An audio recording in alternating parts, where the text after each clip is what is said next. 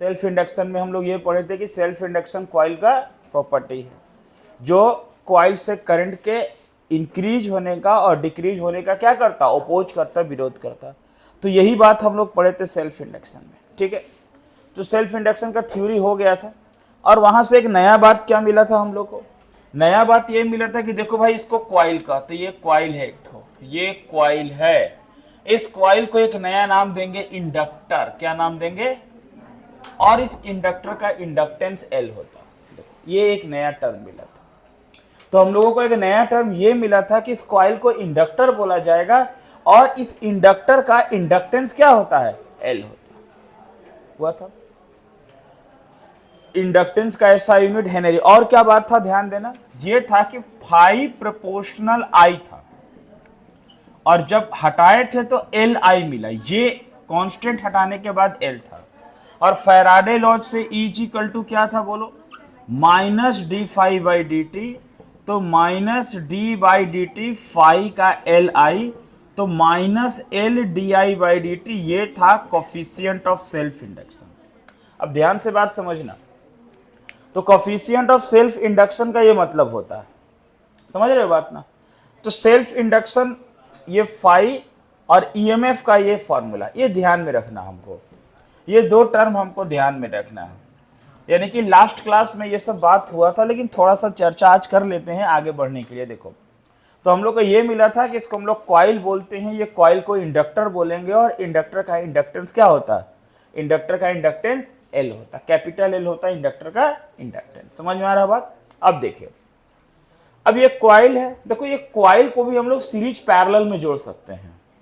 इस कॉइल को भी हम लोग सीरीज पैरेलल में जोड़ देंगे। जैसे मान लो अगर हम बोलते हैं grouping of coils, grouping of coils, तो कॉइल्स का ग्रुपिंग करने का मतलब क्या है कि ग्रुपिंग ऑफ इंडक्टर, इंडक्टर का ग्रुपिंग कर रहे हैं।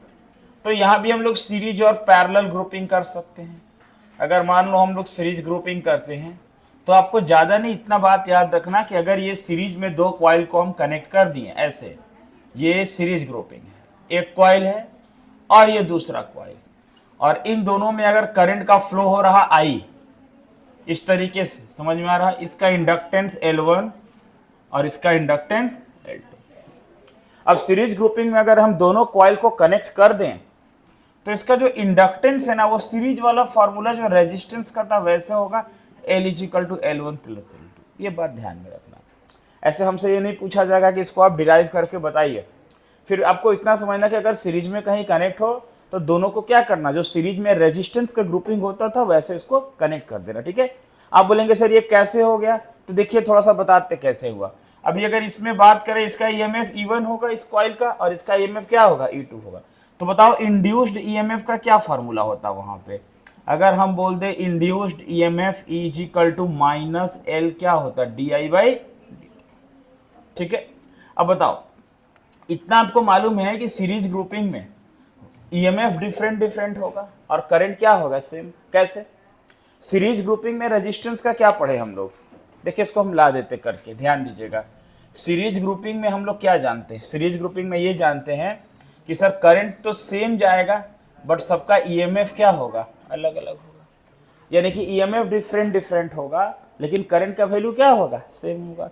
एक ही करंट जाएगा दोनों में, ठीक है, लेकिन ईएमएफ क्या होगा? अलग अलग होगा। तो बताओ Faraday laws of electromagnetic induction से E equal to minus L D I by D T. तो अगर हम E1 कर ले तो क्या होगा? Minus L1 D I by D T, और E2 कर ले तो क्या होगा? Minus L2 D I by D T होगा। अब यहां अगर हम टोटल ईएमएफ बात करेंगे तो क्या होगा? Total EMF E equal to क्या होगा? E1 प्लस E2, तो minus L1 D I by D T plus minus L2 D I by D T.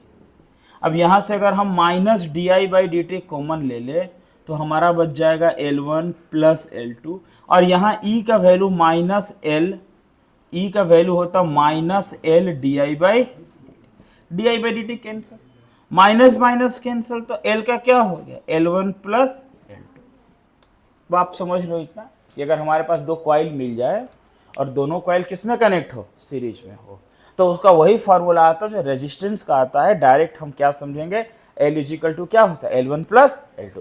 Parallel आ जाए तो पैरेलल आए तो वही पैरेलल का फार्मूला, उसमें भी कुछ खास बात नहीं करना, डिराइव करने का जरूरत नहीं है, आप समझ लो। अगर पैरेलल ग्रुपिंग होता तो क्या करते हैं, ये तो आप जानते हैं ना, लास्ट क्लास में पढ़े थे तो ये बात मालूम है, इसको तो लिखने की जरूरत नहीं दोबारा। ये हम लोग पढ़ा दिए थे कि ये कॉइल होता है, उसको इंडक्टर होता है, इंडक्टर को इंडक्टेंस क्या होता है, L होता है। 5 प्रोपोर्शनल I हट गया तो Li is equal to minus d5/dt। 5 के प्लेस में Li रखेंगे तो माइनस LDI/dt। ये बात हम लोग जानते थे, कब, लास्ट क्लास में जानते थे, ठीक है। तो ये यहाँ से हटा देते हैं। देखो अब अगर पैरेलल ग्रुपिंग का बात कर ले तो आपको क्या समझना, आपको समझना सर अगर कॉइल ऐसा हो कि दो कॉइल हमारा पैरेलल में कनेक्ट हो, ऐसे हो एक कॉइल और ये दूसरा पैरेलल में कनेक्ट हो, ध्यान देना, इसका इंडक्टेंस L1 और L2। अब यहाँ से करंट जाएगा I, तो पैरेलल में इधर जाएगा करंट I1 और इधर क्या जाएगा I2, फिर I बन के निकलेगा ना पैरेलल में। तो फिर अगर यहाँ से इंड्यूस्ड ईएमएफ का बात करोगे तो E equal to minus LDI/dt। बताओ तो DI/dt इजिकल टू क्या होगा, माइनस E/L। देख लो वही ना फैराडे लॉ है।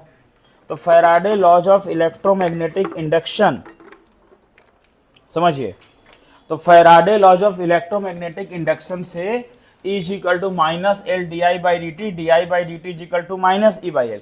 अब अगर हम ऐसा बोल दे कि dI1/dt तो क्या करेंगे आप, करंट तो I1 I2 जा रहा, तो dI1/dI2 करेंगे। अच्छा इसमें EMF क्या होता है, EMF सेम होता है पैरेलल में वोल्टेज सेम होता है, आपको पता। तो dI1/dt करते तो माइनस E/L1, dI2/dt करेंगे तो क्या होगा, माइनस E/L2। तो बताओ टोटल करंट फाइंड करना हो, टोटल करंट, तो total current I equal to क्या होता है, I1 प्लस I2। डिफ्रेंशिएट कर लेंगे टाइम के रिस्पेक्ट में तो dI/dt क्या होगा, dI1/dt प्लस क्या हो जाएगा, dI2/dt। अगर हम इसको डिफ्रेंशिएट कर लिए तो dI/dt dI1/dt प्लस dI2/dt। बोलो dI/dt का वैल्यू बोलना माइनस E/L, इसका वैल्यू बोलो माइनस E/L1 प्लस इसका वैल्यू बोलो माइनस E/L2।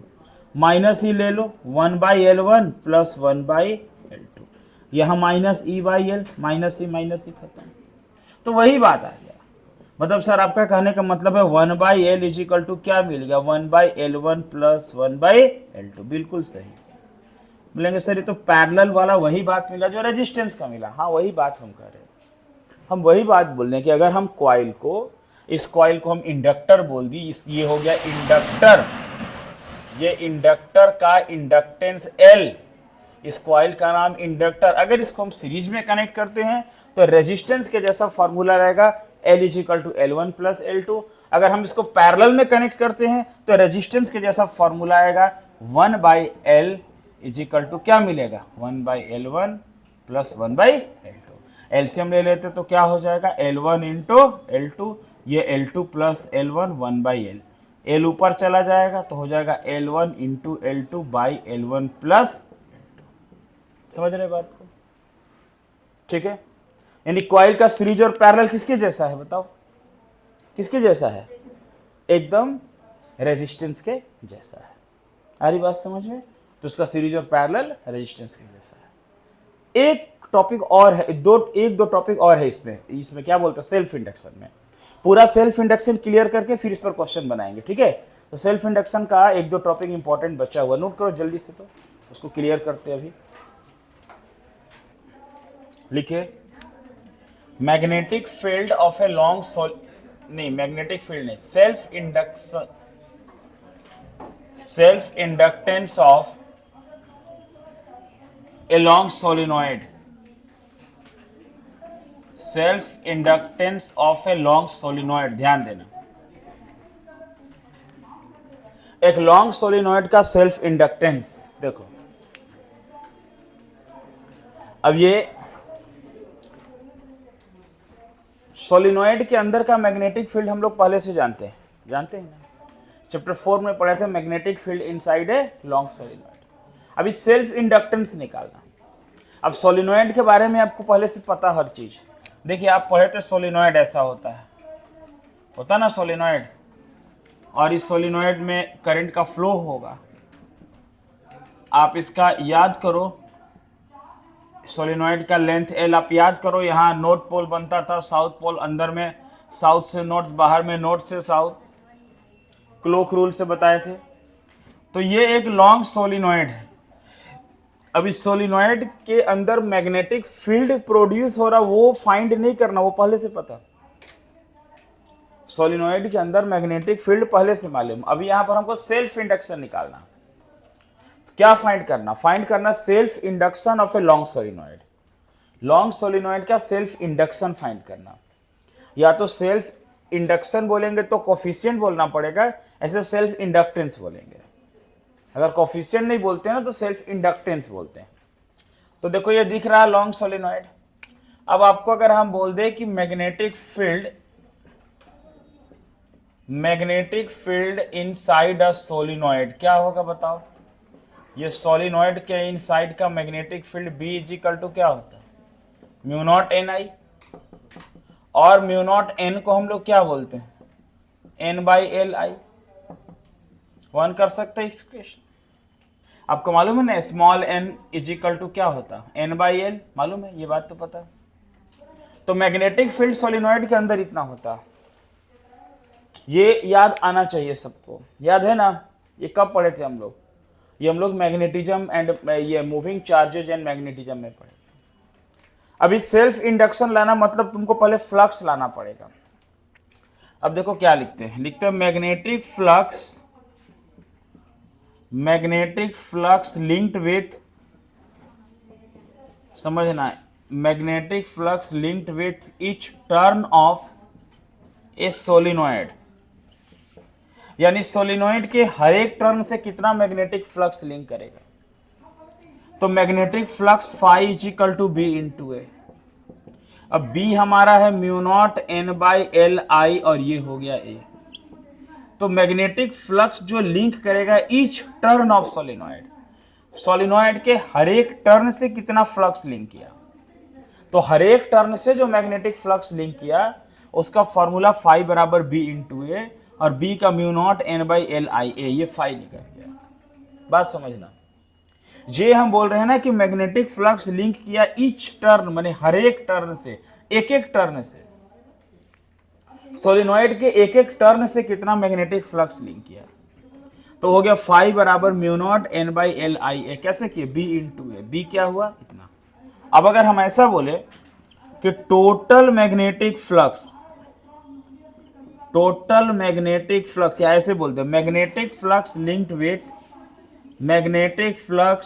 विथ, है ना, और हर एक टर्न से करे तो क्या, या हम टोटल लगा देते, total magnetic flux linked with solenoid. Solenoid से टोटल कितना मैग्नेटिक फ्लक्स लिंक कर रहा है। देखो ये एक टर्न का था, उसको किससे मल्टीप्लाई करेंगे? उसको टोटल नंबर ऑफ टर्न से मल्टीप्लाई करेंगे। नहीं समझे बात?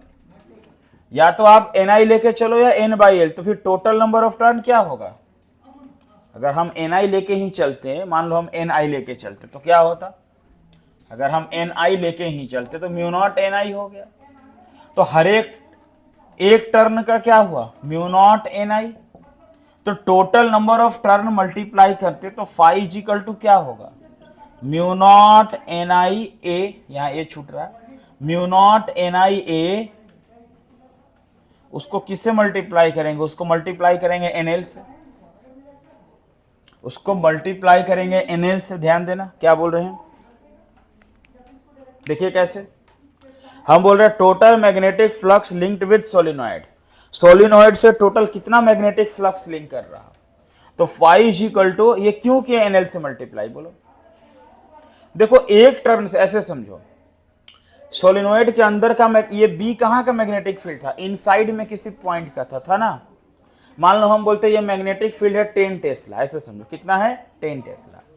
बोलेंगे तो एक टर्न का एरिया कितना? बोलेंगे एक टर्न का एरिया मान लो 2 सेंटीमीटर स्क्वायर है, सपोज करो 2 मीटर स्क्वायर तो बहुत ज्यादा हो जाएगा, समझने के लिए मान लो। तो अभी बताओ एक टर्न से कितना मैग्नेटिक फ्लक्स लिंक होगा? एक टर्न से कितना होगा? बोलिए एक टर्न से कितना होगा, म्यू नॉट NiA, ठीक है। अब समझ लो, यहां फिर से समझ लो, चलो लाइट आ गया, देखो यहां पे समझ लो, समझो यहां फिर से। मान लो ये 10 टेस्ला है, क्या है ये 10, इसका एरिया 2 है, तो 20 वेबर फ्लक्स हुआ। ये 20 वेबर फ्लक्स कहां का हुआ, एक टर्न का, कितने का हुआ, तो सोलिनॉइड में कितना टर्न, NL, NL क्या है, टोटल नंबर ऑफ टर्न। देखिए स्मॉल n और कैपिटल N चैप्टर 4 में ही बात किए थे, आज कोई नया बात नहीं, और ऐसे था n इजिकल टू N/L, तो capital N equal to NL, यही है हमारा बात। ये होता पर यूनिट लेंथ और ये टोटल नंबर ऑफ टर्न। तो समझो दो ही स्टेप में आंसर है, ज्यादा कुछ है नहीं इसमें, ध्यान देना। मैग्नेटिक फील्ड सोलिनॉइड के अंदर म्यू नॉट NI, और मैग्नेटिक फ्लक्स जो लिंक करेगा each turn of solenoid, solenoid के हर एक टर्न से, वो कितना होगा, phi equal to B into A। B का वैल्यू म्यू नॉट NI, एक टर्न का फ्लक्स हुआ, एक टर्न का फ्लक्स हुआ। Total number of turn solenoid में जितना है मल्टीप्लाई कर लेंगे, तो टोटल मैग्नेटिक फ्लक्स phi बराबर क्या हो गया, देखो mu naught N square ILA। अब आप इस n का जगह रख दो N/L का स्क्वायर ILA, तो क्या हो गया बोलो, आप n का जगह, ये n का जगह आपने रखा N/L, जो हम पहले रखे थे अभी बाद में रख दिए, बोलो क्या होगा, एक L से L cancel, mu naught N square by L, mu naught N square by L IA, ये हो गया magnetic flux, mu naught N square by L, L square था, एक L कैंसल। अब बताइए, बट हम लोग पिछले क्लास में पढ़े थे कि phi बराबर होता LI, हमको यही तो निकालना है, LI क्या है, हमको सेल्फ इंडक्टेंस निकालना है। phi बराबर LI, और अभी phi बराबर सोलिनॉइड के अंदर ये बात आया, तो अगर दोनों इक्वेशन से हम कंपेयर करें फ्रॉम इक्वेशन 3 एंड 4, तो क्या होगा बोलो, LI बराबर mu naught N square by LIA, II cancel, तो L बराबर हो गया mu naught N square by LA। यही होता self inductance, self inductance inside a long solenoid, नहीं दिखाई दे रहा इधर में, तो ये II कैंसल होके यहां बच गया, देखो L equal to mu naught N square by LA, जे हो गया self inductance of a long solenoid. तो एक लॉन्ग सोलिनॉइड के अंदर का जो सेल्फ इंडक्टेंस है, उसका फॉर्मूला ये आ गया, क्या आया formula, mu naught N square by L IA, II cancel, तो L बराबर क्या हो गया, mu naught N square by L, ये क्या हुआ, self inductance of a long solenoid. आ रहा बात समझ में, इस तरीके से फिर समझ लो एक बार। यह करंट कैरिंग सोलिनॉइड था जिसका लेंथ L है, इसके अंदर का मैग्नेटिक फील्ड ये होता है। अब हम बोले कि एक टर्न से क्या फ्लक्स निकला, B into A, total flux निकालना, टोटल टर्न से मल्टीप्लाई किए, NL क्या होता है, टोटल नंबर ऑफ टर्न होता है, ये चला आया। अब phi को कंपेयर किससे किए, LI से, क्योंकि हमको सेल्फ इंडक्टेंस निकालना था, दोनों को कंपेयर किए, कैंसिल हो गया, L बराबर मिल गया mu naught N square by LA, हो गया आंसर। लिखिए इसको, नोट कीजिए। सेल्फ इंडक्शन वाले टॉपिक में एनर्जी स्टोर क्या होता है ये बात करते हैं। एक्चुअल में देखो क्या है, हम लोग इलेक्ट्रोमैग्नेटिक इंडक्शन के बाद पढ़ते अल्टरनेटिंग करंट, और अल्टरनेटिंग करंट में कभी कभी ये जो टॉपिक बता रहे हैं, ये कभी कभी एसी चैप्टर में पढ़ा जाता है अल्टरनेटिंग करंट में, ठीक है। कुछ लोग इसको अल्टरनेटिंग करंट चैप्टर में पढ़ते एसी में, कुछ अभी पढ़ते, तो हम लोग अभी पढ़ रहे हैं, क्योंकि इसलिए भी पढ़ रहे हैं क्योंकि पूरा इंडक्शन का रिलेटेड बात अभी चल रहा है, ठीक है। तो लिखो एनर्जी स्टोर्ड इन इंडक्टर। अब इंडक्टर समझते हैं ना क्या होता है, इंडक्टर समझते हैं ना आप लोग, ये इंडक्टर है, ये कॉइल है इंडक्टर, और इसमें कितना एनर्जी स्टोर होगा बात करते हैं। ये कॉइल है, इसी को इंडक्टर बोलते हैं। और कॉइल का जो ईएमएफ इंड्यूस्ड होता है -L/di/dt। जब भी करंट का फ्लो होगा इसमें ये ईएमएफ इंड्यूस्ड होगा, और जो इंड्यूस्ड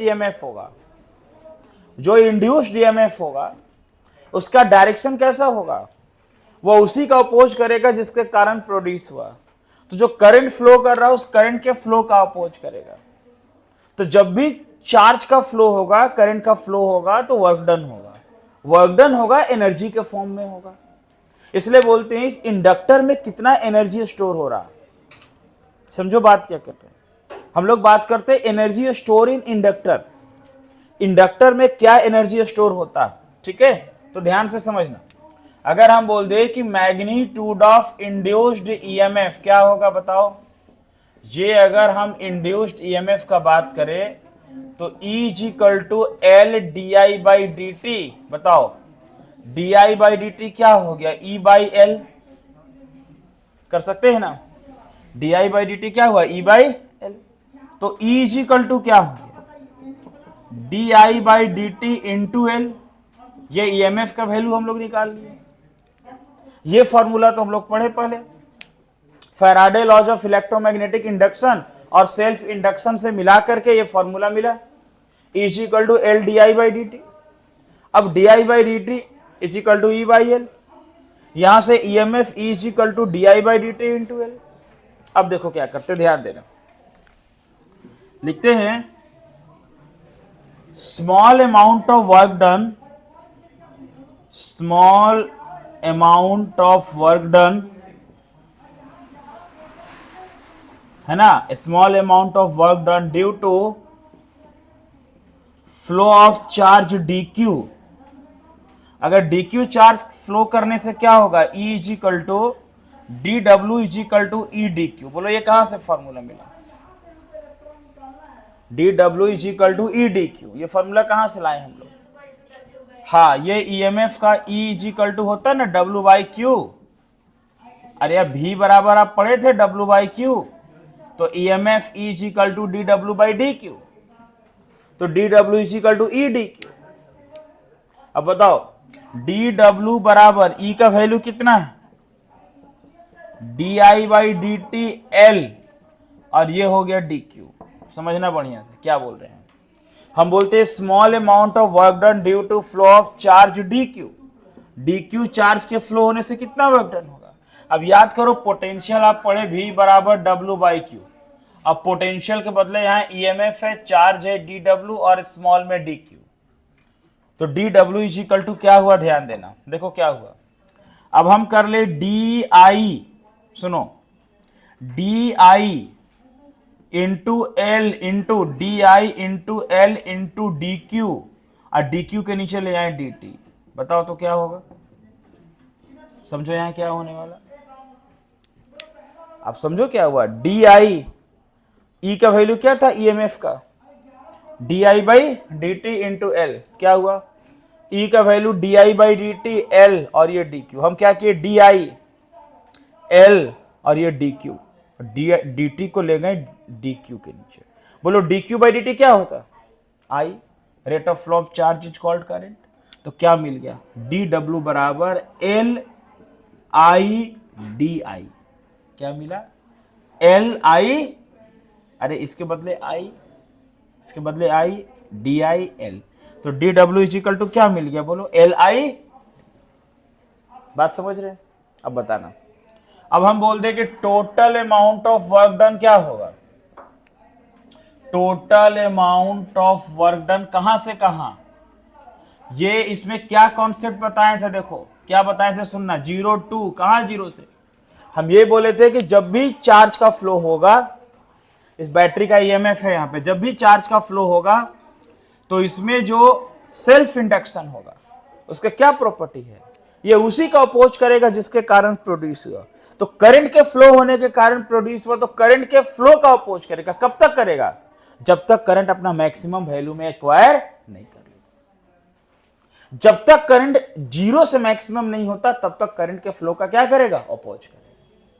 ठीक है, जब तक करंट कहां से कहां नहीं हो जाए, जीरो से मैक्सिमम। तो जब तक करंट जीरो से मैक्सिमम नहीं हो जाएगा तब तक उसके करंट के फ्लो का क्या करेगा, वो अपोज करेगा। समझ में आ रहा बात? तो देखिए ध्यान दीजिएगा क्या बोल रहे हैं, समझना आगे का बात। तो बोलते हैं जीरो से मैक्सिमम होने का और फिर मैक्सिमम से जीरो होने का भी। अरे याद आ रहा है ये बात? सेल्फ इंडक्शन क्या है, प्रॉपर्टी है कॉइल का जो अपोज करता करंट के इंक्रीज और, तो कब तक इंक्रीज का, जीरो से मैक्सिमम का, और डिक्रीज का मैक्सिमम से जीरो का। तो चार्ज का फ्लो हो रहा मतलब पहले जीरो से बढ़ा, यही तो अपोज करेगा, तो यहां सेल्फ इंडक्शन का प्रॉपर्टी आएगा। तो बोलेंगे zero to I naught. I naught को क्या बोलते हैं, आई नॉट को बोलते हैं मैक्सिमम वैल्यू। क्या बोलते हैं उसको? अब देखो एलसीएम लेंगे, क्या लेंगे, एलसीएम बोलते हैं सॉरी, ये इंटीग्रेशन डी डब्ल्यू, ये क्या हो जाएगा, L I D I, L I, और लिमिट क्या होगा, जीरो से, लिमिट क्या हो जाएगा, जीरो से आई नॉट, लिमिट क्या होगा, जीरो से, बोलो।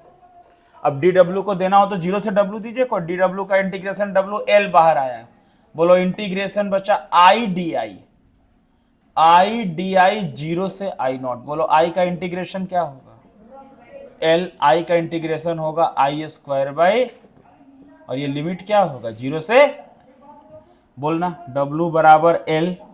अब एक बार अपर लिमिट रखेंगे, I के बदले क्या रखें, आई नॉट, क्या हो जाएगा, आई नॉट का स्क्वायर बाई टू माइनस, आई के बदले क्या रखेंगे, जीरो का स्क्वायर बाई टू, जीरो का स्क्वायर बाई टू कैंसिल, वो L I not square by two के साथ L, तो 1/2 L आई नॉट स्क्वायर, ये होता वर्क डन। ठीक है, और यही वर्क डन एनर्जी के फॉर्म में स्टोर होता। तो क्या बोलेंगे, therefore energy stored in inductor is, देखो इंडक्टर में कितना एनर्जी स्टोर होगा, U इज इक्वल टू क्या होगा, half L I note square, क्या होगा, half L I note square, जहां एल क्या है, सेल्फ इंडक्टेंस, आई नोट क्या है, मैक्सिमम वैल्यू ऑफ करंट, जिसको पीक वैल्यू कहेंगे। अल्टरनेटिंग करंट चैप्टर देखना यहीं से शुरू होता है, आई बराबर आई नोट साइन ओमेगा टी होता है ना शुरू, उसमें आई नोट क्या है, वही मैक्सिमम करंट है।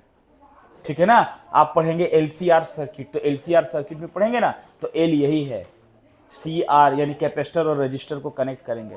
यानी कि आप इंडक्शन समझते हैं ना, तो अल्टरनेटिंग करंट आप बहुत अच्छे से समझ सकते हैं, कहने का ये मतलब है। ठीक है, लिखिए इसको। हाँ, एक बात और कि आपका जो सेल्फ इंडक्शन का ये था टॉपिक, वो सब क्लियर हो गया। देखो क्या क्या क्लियर हुआ अभी तक, फैराडे लॉज क्लियर हुआ, मोशनल ईएमएफ क्लियर हुआ, सेल्फ इंडक्शन क्लियर हुआ, हाँ लेंज लॉ भी हो गया साथ में, सेल्फ इंडक्शन। क्या बचा अब, म्यूचुअल इंडक्शन बचा। ईडी करंट को सिलेबस से हटा दिया गया, लेकिन उसका कॉन्सेप्ट बताएंगे क्या होता है। ठीक है, मतलब समझा देंगे मतलब उसका। ठीक है, एडी करंट का तो वो सिलेबस में नहीं है, बट समझेंगे मतलब उसका क्या होता। मोशनल ईएमएफ हो गया, म्यूचुअल इंडक्शन, म्यूचुअल इंडक्शन के बाद एसी जनरेटर, ये हमारा पार्ट अभी यही बचा हुआ। और क्वेश्चन बनाना है ये सब पे, लिखो।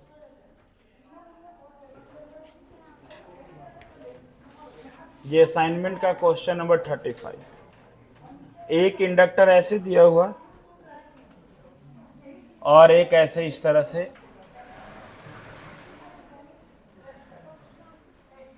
ऐसे L1 0.75 Henry, L2 0.5 Henry, L3 भी 0.5 हेनरी। यहां पर तो कुछ नहीं करना, इसमें क्या करना आपको L2 और L3 पैरेलल में है, तो सबसे पहले इन दोनों को पैरेलल कनेक्ट कर लो और फिर इसके साथ इसको सीरीज कर लीजिए, और कुछ है नहीं इसमें।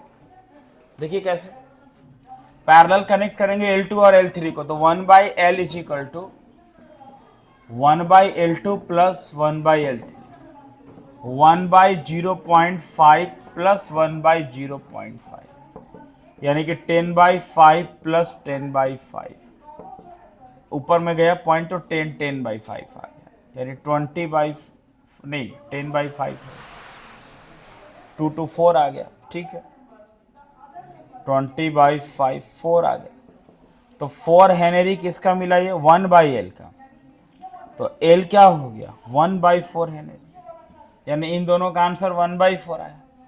अब आपके पास ये L1 है और उसके साथ इन दोनों का जो आंसर मिला वो आ गया 1/4 L2 का।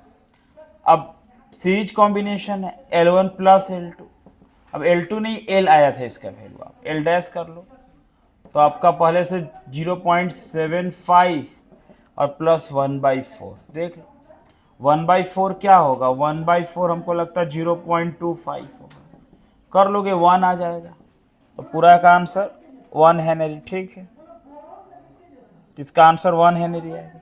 वो टाइपिंग में माइनस जैसा दिख रहा, माइनस नहीं है, 1 ही है, 1 हेनरी हो गया। तो बस सिंपल है कि ये दोनों पैरेलल था, उसके साथ का कर लिए, फिर सीरीज कर लिए। 39 बोले थे एक बनाने, पूरा आपको 42 तक बनाना है, आपको पूरा 42 तक सेल्फ इंडक्शन का क्वेश्चन है, ये बना लेना। फिर आपको म्यूचुअल इंडक्शन पढ़ाएंगे तो 43 से 55 तक बना लेना, जो डाउट्स हो वो बताएंगे डेफिनेटली। अगर 39 का हम बोले थे तो 39 में क्या है, देखो 39 बोला जा रहा है कि इंडक्टर का इंडक्टेंस है 5 हेनरी, यानी L दिया हुआ 5 हेनरी, ठीक है। रेजिस्टेंस है 100 ओम, यानी R है 100 ओम, और कैरिंग करंट कितने का है 0.2 एम्पियर, ठीक है। कैलकुलेट द एनर्जी ऑफ, नहीं used in DC power supply, calculate the energy stored in magnetic field, energy निकालना, ठीक है, एक नंबर। तो हाफ U इजिकल टू होता half L I not square. अब I दिया मतलब वही I नॉट है, वही मैक्सिमम करंट है, तो L का वैल्यू है 5 और I नॉट आपका 0.2 का स्क्वायर। अब इसी को I नॉट समझ लो, सॉल्व कर लो, कितना आता, इतना जूल आ जाएगा। What is the rate at which energy, कितना रेट से एनर्जी हो रहा, तो रेट ऑफ, रेट का मतलब टाइम से, rate at which energy consumed, कितने रेट से एनर्जी कंज्यूम्ड हो रहा, तो बाई टाइम कर लो, टाइम दिया है, कुछ टाइम दिया हुआ, नहीं दिया हुआ। अच्छा, रजिस्टर में कितना हो रहा, तो हीट हो जाएगा, जिस रेट से रजिस्टर में होता है वो H बराबर I स्क्वायर R होगा, I स्क्वायर RT होता है ना। वो क्या बोला, rate at which energy dissipated in register, register में कितना पड़े थे H बराबर I स्क्वायर RT, टाइम नहीं दिया, पर सेकेंड समझ लो, I नॉट का स्क्वायर 0.2 का स्क्वायर, R कितना 100, तो देखो इसका इतना जूल आ जाएगा, इतना हीट आ जाएगा, इतना जूल पर सेकेंड, ठीक है। रेट मतलब किस रेट से हुआ टाइम, यानी कि पर सेकेंड का बात हो रहा है, I not square by T, ठीक है, इतना एनर्जी आ जाएगा। सॉल्व करके आ रहा 4 के लगभग में, 4 जूल पर सेकेंड, ठीक है। तो सॉल्व करिएगा पूरा,